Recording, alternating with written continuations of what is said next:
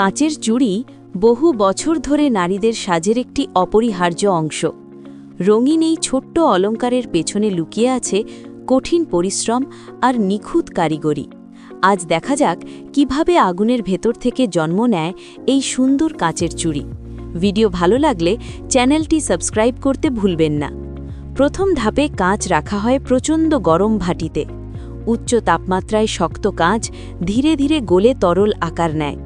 এরপর লম্বা ধাতব রডের সাহায্যে সেই গলিত কাঁচ টেনে আনা হয় বাইরে।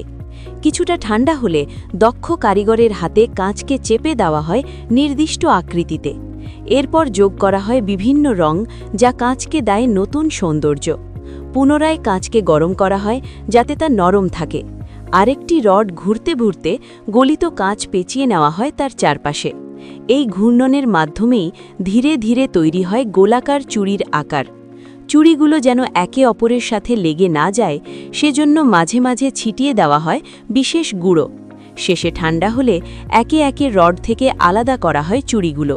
তারপর সেগুলো একসাথে গাঁথা হয়ে পৌঁছে যায় বাজারে।